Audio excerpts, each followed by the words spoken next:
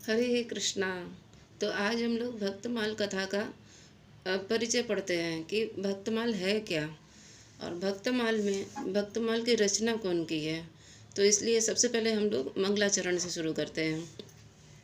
ओम ज्ञानतिमिरान्धस्य ज्ञानाञ्जनशलाकया चक्षुरुन्मीलितं येन तस्मै श्रीगुरुवे नमः। श्रीचैतन्यमनोभीष्टं स्थापितं येन भूतले स्वयं रूप कदा मह्यं ददाति स्वपदान्तिकं। वन्देऽहं श्रीगुरुं श्रीयुतपदकमलं श्रीगुरुं वैष्णवांस्य श्रीरूपं साग्रजातं सगणललिता श्रीविशाखान्वितांश्च। नमो विष्णुपदाय कृष्णपृष्ठाय भूतले श्रीमते जयपताका स्वामिनिति नामिने। नमस्ते सरस्वती देवी गौरवाणी प्रचारिणी निर्विशेषशून्यवादी पाश्चात्यदेशतारिणी। वाञ्छाकल्पतरुभ्यश्च कृपासिन्धुभ्येव च पतितानां पावनेभ्यो वैष्णवेभ्यो नमो नमः। जय श्री कृष्ण चैतन्य प्रभु नित्यानंद श्री अद्वैत गदाधर श्रीवासादि श्री गौर भक्तवृंद। हरे कृष्णा कृष्ण कृष्ण हरे हरे, हरे राम राम राम हरे हरे। तो मंगलाचरण का क्या मतलब है? मंगलाचरण का मतलब मंगल आचरण। हमारा आचरण जो है मंगल हो गुरु की कृपा से। अभी भक्तमाल क्या है? तो सबसे पहले हम आपको बताते हैं भक्तमाल क्या है। भक्तमाल मतलब भक्त माल, भक्तों की लड़ियाँ, भक्तों का एक माला है। हर कई सारे भक्त हैं, उनका जीवन परिचय है, उन्हीं वो कैसे भक्ति किए हैं और कैसे आगे बढ़े हैं, और जाते हुए भगवान के धाम जाते हुए वो हमें क्या दे कर गए हैं, वो क्या शिक्षा दी है, कैसे हमें भक्ति करनी चाहिए, कैसे हमें आगे बढ़ना चाहिए, ये हम देखते हैं इसमें। अब भक्तमाल की रचना कौन किया है? नाभादास जी। तो आइए हम सुनते हैं।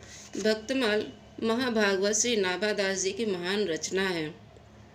जैसे कि इसके भक्तमाल नाम से स्पष्ट है कि यह ग्रंथ भक्तों के परम चरित्र रूपी पुष्पों की एक परम रमणीय माला के रूप में है तो गुम्फित है, और इस तरह सौरभमयी तथा कहीं भी म्लान न होने वाली सुमन मालिका परमात्मा रूप श्री हरि नित्य निरंतर अपने श्रीकंठ में धारण करते हैं। म्लान मतलब वो कभी मुरझाएगा नहीं, वो ऐसा माला है, भक्तों की लड़ियाँ पूरा बना हुआ है। एक भक्तों से पूरा शुरू हुआ है और एक वो लड़ी बना हुआ है और भगवान के चरणों में समर्पित है। तो वो कभी मुरझाने वाला नहीं है, वो ऐसा भक्ति है। और क्या बोलते हैं कि भगवान और भक्त कैसा संबंध होना चाहिए, इसका दर्शन हमें भक्तमाल में मिलता है कि एक भक्त का और भगवान का संबंध किस प्रकार अटूट होता है, वो इसमें हम लोग देख सकते हैं। और श्रीमद् भागवत में भी कभी कभी जब कथा का कोई श्रोता बोलता है और श्रवण कोई सामने वाला कोई करता है, तो उसमें कई बार भक्तमाल के उदाहरण को दिया जाता है। भक्तमाल के भक्तों का चरित्र अटूट है, और वो अटूट में इसमें भक्तों का कभी कभी श्रीमद् भागवत में गुणों को गाया जाता है। फिर क्या कहते हैं कि जब से भगवान हैं और तब से भक्त हैं। अब भक्त और भगवान का संबंध तो अटूट है। अकेले भगवान कोई लीला नहीं कर सकते हैं जब तक उनके भक्त ना आए। जैसे कभी शिव आते हैं हनुमान बन करके, और तभी राम आते हैं, क्योंकि उनका लीला कैसे संपन्न होगा, भगवान अकेले कैसे लीला करेंगे। उनके लिए तो उनको कोई साथी चाहिए, कोई भक्त चाहिए, तभी तो वो मिलकर भक्ति करेंगे। और हम जैसे बद्ध जीवों को एक शिक्षा देंगे कि कैसे हम लोगों को भक्ति करनी चाहिए। और यहाँ पर ये दर्शाया जा रहा है कि इतने सारे भक्त हैं और वो भक्त लोग कैसे भक्ति करते हैं, किस प्रकार से गृहस्थ जीवन में रह के वो किस प्रकार से भक्ति करते हैं और कैसे आगे बढ़ते हैं, ये इसमें हम लोग को सीखने मिलेगा। तो भक्त और भगवान के लीला सहचर हैं। इस प्रकार यह सिद्ध है कि जिस प्रकार भगवान और उनकी कथा अनादि है, उसी प्रकार भक्त और भगवान की भी कथा अनादि है। यह सभी बड़े विलक्षण हैं। भक्तमाल सामान्य रचना नहीं है, अपितु यह एक आशीर्वादात्मक रचना है, ग्रंथ है। तपस्वी, सिद्ध एवं महान संत की अहेतुक कृपा और आशीर्वाद से इस ग्रंथ का प्राकट्य हुआ, इसलिए इसकी इतनी महिमा है। तो मंगलाचरण के रूप में दोहे में यहाँ पर नाभादास जी लिखते हैं कि भक्त भक्ति भगवंत गुरु चतुर्नाम बपु एक, इनके पद वंदन किए ना सद्विघ्न अनेक। तो जैसे कि गायक ने, जैसे गाय के थन में दूध, तो गाय के थन 4 दिखता है, 4 थन है, परंतु दूध सब में समान है। तो वहाँ यहाँ पर वही बोला गया है कि चारों अलग अलग तो दिखाई देते हैं, फिर भी सर्वथा अभिन्न है, चारों में एक जैसा ही दूध है। उसी प्रकार भक्त और भगवान का प्रेम जो है अटूट है, और वो अटूट देखने में अलग अलग लगता है, लेकिन है दोनों एक। भगवान का प्रेम और भक्त का प्रेम इसी प्रकार का दिखाया जा रहा है।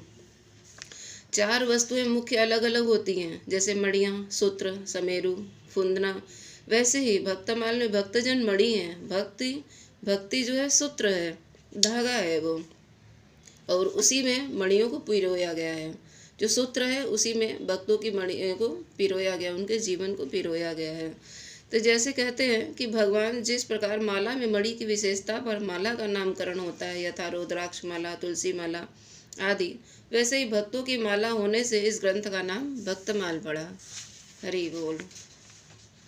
तो कहते हैं कि जग की रति मंगल उदय, तीनों ताप नसाए, हरिजन को गुण वर्णते, हरि हृदय अटल बसाए।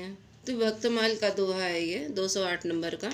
पुनः वे जीवों को सावधान करते हुए कहते हैं, यदि भगवान को प्राप्त करने की आशा है तो भक्तों के गुण को गाइए। अगर हमको भगवान को पाना है, और भगवान को पाना है तो कैसे डायरेक्ट भगवान तक हम नहीं पहुंच सकते, उसके लिए हमें गुरु की ज़रूरत होती है। गुरु हमें मार्गदर्शन करेंगे और किस तरह से हमें भक्ति करनी चाहिए ये हमें सिखाएंगे। तो भक्तों का जीवन भी हम लोग पढ़ेंगे, जैसे सूरदास, कबीरदास, तो मीराबाई है, ये लोगों का चरित्र, और भी बहुत सारे भक्त हैं, आगे हम लोग सुनेंगे इसमें कि कैसे इनकी भक्ति, इनका देख करके ही तो हमको शिक्षा मिलेगा ना कि कैसे भक्ति करनी चाहिए। तो यहाँ पर वही लिखा है कि पुनः वे जीवों को सावधान करते हुए कहते हैं, यदि भगवान को प्राप्त करने की आशा है तो भक्तों के गुण गाइए, निसंदेह भगवत प्राप्ति हो जाएगी। नहीं तो जन्म जन्मांतर तक हम लोगों को 84 योगियों में घूमना पड़ेगा। जिस प्रकार से भुने हुए बीज को अंकुरित नहीं होना पड़ता है, उनसे कल्याण होने का फिर जन्म जन्म हमें पछताना पड़ेगा। जिस प्रकार से कोई अनाज है, जैसे चना है, मूंग है, मटर है, उसको अगर हम लोग भून देंगे तो वो क्या बीज बोने लायक रहेगा? नहीं। उसी प्रकार जब तक हम लोग भक्ति नहीं करेंगे तो क्या हमको भगवत प्राप्ति होगा? नहीं होगा हमें भगवत प्राप्ति। इसीलिए ज़रूरी है हमें कि भक्ति कैसे किया जाए। आइए हम लोग थोड़ा सा भक्तों का प्रार्थना सुनते हैं कि भगवान और भक्त क्या कहते हैं। तो कुछ सुंदर सुंदर छोटे छोटे प्रार्थनाएं हैं, उसे मैं देखते हैं कि भगवान अपने भक्तों के लिए भगवान क्या कहते हैं गीता में। अहम भक्त पराधीनो हास्त्वतंत्र इव द्विज, साधुभिग्रस्त हृदयो भक्त जना प्रिय। तो क्या कहते हैं भगवान कहते हैं दुर्वासा मुनि से कि मैं सर्वथा भक्तों के अधीन हूँ, मुझे तनिक भी स्वतंत्रता नहीं है। मेरे सीधे साधे सरल भक्तों ने मेरे हृदय को अपने हाथ में रखा है, और भक्तजन मुझसे प्यार करते हैं और मैं उनसे प्यार करता हूँ। तो यहाँ पर भगवान बता रहे हैं कि मैं भक्तों के अधीन हूँ। जो भक्ति करता है, आपने देखा होगा कई बार कि भक्त कभी कभी इतनी भक्ति करते हैं कि भगवान अधीन हो जाते हैं उनके, उनसे रहा नहीं जाता। जैसे हम लोग देख सकते हैं माता यशोदा, देवकी, वासुदेव जी, नंद बाबा, क्या भगवान उनके अधीन नहीं हो गए? भगवान नंद महाराज का जो चरण पादुका है उसे अपने सर पे लेकर के आते हैं। कैसे सर पे लाते हैं? प्रेम के कारण। प्रेम इतना अद्भुत है उनका कि वो उसके रोके नहीं रुकते हैं। और वो क्या भगवान को ज़रूरत थी कि चरण पादुका नंद महाराज का एक भक्त का लेकर के आने की? लेकिन नहीं, वो भक्ति से इतने डूबे हैं, पगे हुए हैं भक्ति में। तो इनसे हम लोग सीख सकते हैं कि भक्ति कितनी इम्पोर्टेंट है, और उनसे हम लोग को शिक्षा मिल सकता है। तो फिर हम और देखते हैं तो उद्धव से कैसे बोलते हैं भगवान, न तथा में प्रियतम आत्मयोर्निन शंकर, न च संकर्षणो न श्रीनिवात्मा च यथा भवान। उद्धव, मुझे तुम्हारे जैसे प्रेमी भक्त जितने प्रियतम हैं, उतने प्रिय मेरे पुत्र ब्रह्मा, आत्मा, शंकर, सगी भाई बलराम जी, स्वयं अर्धांगिनी जी, लक्ष्मी जी भी मेरे आत्मा और मन में नहीं प्रिय है जितने उद्धव तुम प्रिय हो। उद्धव तो भगवान के चचेरे भाई रहते हैं, पर भगवान को इतना प्रेम करते हैं कि भगवान का ही उच्चिष्ट खाते हैं, भगवान के ही वस्त्र को पहनते हैं और भगवान के ही दिन रात उनके उनकी याद में विलीन रहते हैं। वो उद्धव जी महान भक्त रहते हैं। तो वही यहाँ पर भगवान बता रहे हैं। तो अभी और हम लोग नाभादास जी का पढ़ेंगे कि नाभादास जी का चरित्र क्या है, जिन्होंने ये रचना की है, भक्तमाल रचना की है, उनका चरित्र हम लोग पढ़ते हैं। छोटा सा है। हनुमान वंश ही में जन्म, प्रशंस जाको भयो, दृढ़हीन सो नवीन बात धारिये, उमरे बरस 5 मानिके अकाल आँच, माता वन छोड़ी गई विपत्ति विचारिये, कील अगर तारी ताही डगर दरस दियो, लियो जो अनाथ जानी पूछी सो उचारिये, बड़े सिद्ध जल कमंडलु सुने सिंचन, चैन भयो खुले चख चोरी को निहारिये। तो यहाँ पर श्लोका के रूप में दिया गया है कि नाभादास जी का चरित्र क्या है, उनके जन्म के बारे में। तो उनके जन्म के बारे में हम लोग थोड़ा पढ़ते हैं कि श्री नाभादास जी का जन्म प्रशंसनीय हनुमान वंश में हुआ था। और आश्चर्यजनक एक नई बात क्या है, यह जानिए कि ये जन्म से नेत्रहीन थे, अंधे थे। जब इनका जन्म हुआ था तो इनके नेत्र नहीं थे। जब इनकी आयु 5 वर्ष की हुई, उसी समय अकाल में, दुख में इनकी माता वन में छोड़ गई इन्हें। माता और पुत्र दोनों के लिए यह कितनी बड़ी विपत्ति थी, इसे आप लोग सोचिए कि अकाल पड़ गया था, माता को खिलाने को कुछ नहीं था। तो उस वक्त इनकी माता ने सोचा कि यहाँ जंगल में छोड़ देंगे, कोई न कोई हमारे पुत्र को ले लेगा, और वो छोड़ दी। तो दैव योग से श्री कील देव जी और श्री अग्रदेव जी दोनों महापुरुष इसी मार्ग से जाते हुए निकले। तो बालक नाभादास को अनाथ जानकर कुछ दिनों तक पूछा और उसका उन्होंने उत्तर दिया। वे बड़े भारी संत थे। उन्होंने अपने कमंडलू से जल लेकर नाभादास जी के नेत्रों में छिटा दिया, और उसे छींटा देने से क्या हुआ कि नाभादास जी की आंखें खुल गईं और उनके आंख वापस आ गई, उनका नेत्र हो गया। तो देख रहे हैं आप यहाँ पर कि नेत्र खुल गए और दोनों संतों को उपस्थित देखकर परम आनंद हुआ नाभादास जी को। आप देख रहे हैं संत कितने महान हैं, वो चाहे तो कुछ भी कर सकते हैं। अपने कमंडलू से जल लिए और एक अंधे बच्चे पे डाले जल और उनका नेत्र आ गया। तो ये कौन कर सकता है कोई सामर्थ्य किसी में? एक भक्त के अंदर ही है। और वो भक्त कितने महान हैं कि जिन्होंने, हम जैसे लोग अगर किसी की आंखों में डालेंगे तो नहीं होगा, हाँ, लेकिन हम लोग मार्गदर्शन कर सकते हैं कि भक्ति कैसे करना चाहिए, जैसे हम सब अपने गुरु से सीखते हैं उसी प्रकार। तो फिर उसके बाद क्या होता है, एक और है पाए परी आंसू आए, कृपा करी संग लाए, किल आज्ञा पाई मंत्र अगर सुनायो है, गलते प्रगट साधु सेवा सो विराजमान, जानी अनुमानी ताही टहल लगायो है, चरण प्रक्षाली संत सीत सो अनंत प्रीति, जानी रस रीति ताते हृदय रंग छायो है, भई बड़वारी ताको पावे कौन परावार, जैसो भक्त रूप सो अनूप गिरो गायो है। तो दोनों सिद्ध महापुरुषों के दर्शन करके नाभादास जी उनके चरणों में गिर गए। कील देव जी और अग्रदेव जी जिन्होंने उनको नेत्रदान दिया, उनको जब इन्होंने अपने आंखों से देखा, 5 साल के बच्चे थे, तो देखने के बाद में ये उनके चरणों में नतमस्तक हो गए और प्रणाम करने लगे। श्री कील देव जी की आज्ञा पाकर श्री अग्रदेव जी ने राम मंत्र का उपदेश दिए और नाम रख दिया नारायण दास।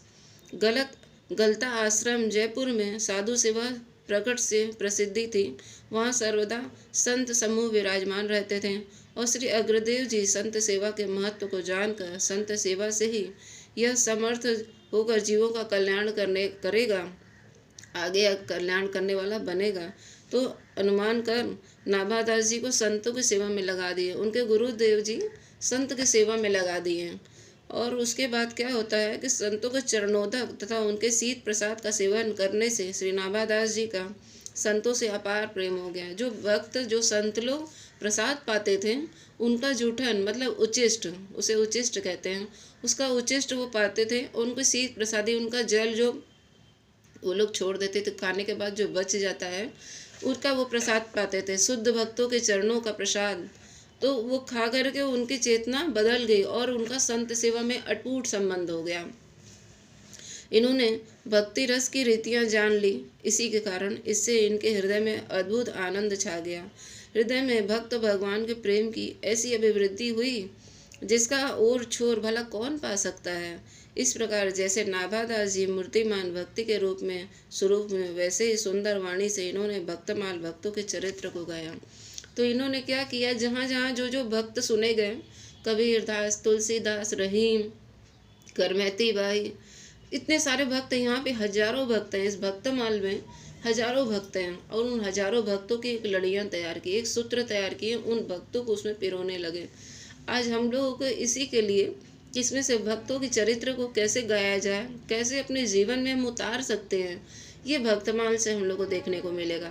अब भक्तमाल इतना सुंदर है, इतना मीठा है ग्रंथ, जितना भी आप पढ़िएगा उतना ही इसका टेस्ट बढ़ता जाएगा और इच्छा होगा कि और हम पढ़ें और सुनें।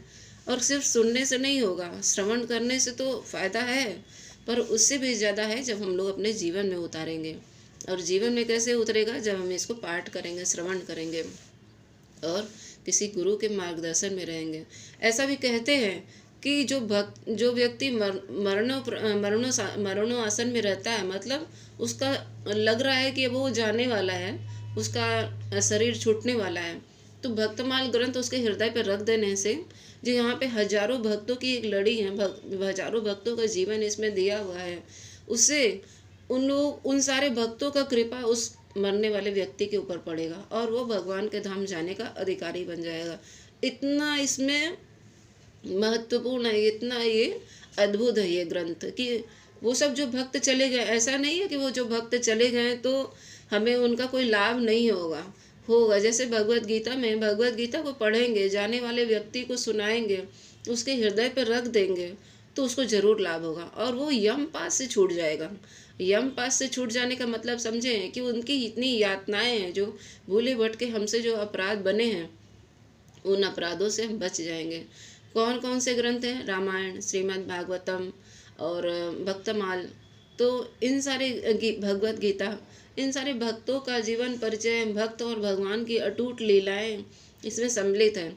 और जब इसको पढ़ेंगे, श्रवण करेंगे, या जो नहीं पढ़ पा रहा है उसे श्रवण कराएंगे, तो श्रवण कराने से क्या होगा कि हम बोल रहे हैं, आप सुन रहे हैं, तो उसका लाभ होना ही है।